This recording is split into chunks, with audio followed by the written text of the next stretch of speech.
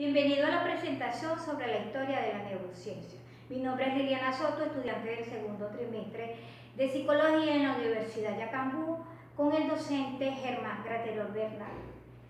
Desde el punto de vista de la neurociencia, los egipcios hicieron estudios de diversas patologías, como jaquecas y epilepsia. También hacían intervenciones y trepanaciones. Las intervenciones hasta el punto incluso de tener un conocimiento que relacionaba la transferencia del cerebro a los músculos.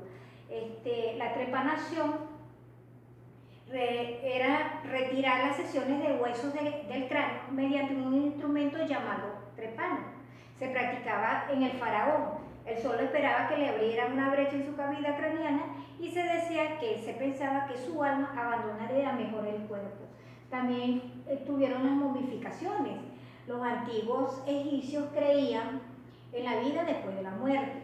La momificación consistía en que se impedía que el cadáver llegase a su putrefacción natural y se inscribía en un complejo ritual funerario egipcio para asegurar la conservación de su cuerpo material.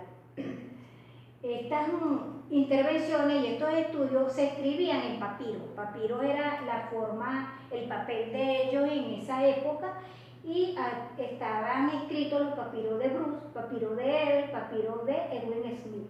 El más famoso, por así decir, fue el de Smith, porque constituía el primer tratado de cirugía y es donde empiezan a subir las bases científicas de la medicina. Tenemos a Aristóteles el antiguo. Él decía que el corazón controla los sentimientos y el pensamiento. También elaboró un sistema fisiológico centrado en el corazón. Según él, ardía la llama vital de la vida que se mantenía por un espíritu de la vida llamado Neuro, que producía calor. Consideraba también que el corazón era el órgano de mayor importancia porque el corazón se paraba, el cuerpo moría. El primero en nacer, el último en morir.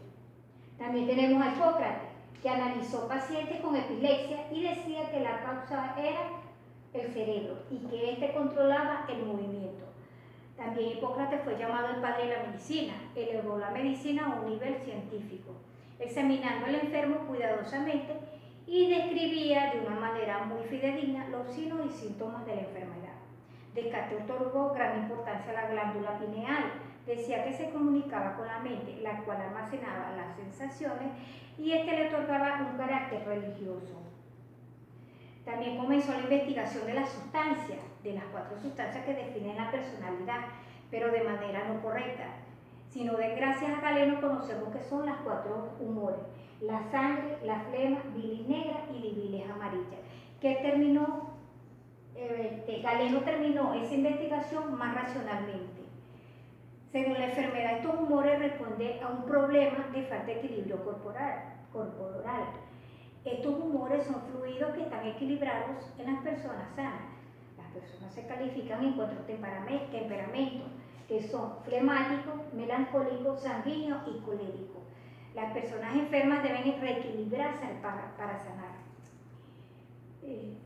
Se dice que los seres humanos también podemos modificar nuestro carácter, pero se dice que el temperamento es algo que ya está determinado. Tiene que ver con la genética y es más específico con el sistema nervioso.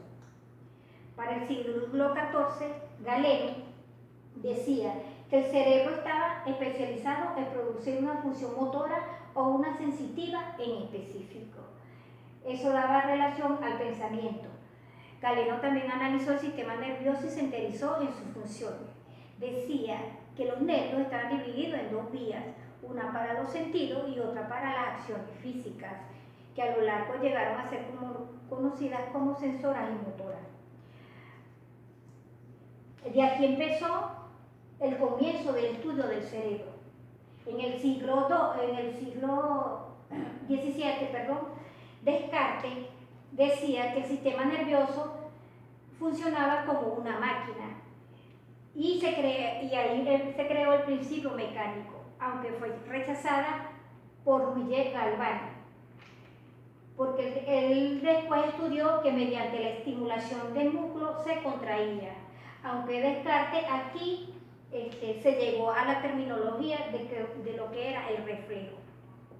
Para el siglo XIX, Müller. Müller postula la doctrina de energías nerviosas específicas, el cual explica que aunque las fibras nerviosas condujeran el mismo mensaje, la diferencia informática se daba dependiendo de las cuales fibras se activarían, la auditiva, la gustativa o otras. También aquí en este siglo surge la frenología, que consideraba que las facultades de una persona se podían analizar mediante las protuberancias o hendiduras que tuviera en el cráneo, aunque con el tiempo se descubrió que no era el cráneo que daba la personalidad de una persona. En este siglo, en el siglo XIX, tenemos a Leonardo da Vinci. Leonardo da Vinci, en esa misma época, el pintor, con su imaginación y grandes estudios, nos demostró a través de dibujos elaborados a mano el grandioso mundo de la anatomía. Para el siglo XX, entonces, se empezó las bases del desarrollo de la neurociencia. Para acá tenemos a Camilo Galvani, que desarrolló el método de la tintura de nitrato de plata, el cual consistía, ¿verdad?, que él observó unas células con dendritas extendidas por todo el sistema nervioso. Con este método, Santiago Ramón Cajal descubrió la estructura básica del sistema nervioso, el cual recibieron ellos dos el premio Nobel en Fisiología y Medicina. Tenemos a Gardner. Gardner nos habla de la teoría de la inteligencia. Él dice que la teoría de la inteligencia múltiple, tenemos la inteligencia lingüística, inteligencia musical, inteligencia lógica matemática, inteligencia espacial. Él decía que con estos modelos reconoce otras capacidades humanas. Él decía que la inteligencia era la capacidad mental de resolver problemas o elaborar productos que sean valiosos en una o más culturas. Una persona podrá ser inteligente, por ejemplo, en la música, pero no en la matemática. Decía que la brillantez académica no lo es todo. Bueno, aquí tenemos una introducción a la historia de la neurociencia. Ahora vamos a terminar lo que es la neurociencia. La neurociencia estudia la estructura y la función química, farmacológica y patológica del sistema nervioso, de cómo los diferentes elementos del sistema nervioso interactúan y dan origen a la conducta. Bueno, esa es toda la presentación, espero que les haya gustado. Gracias.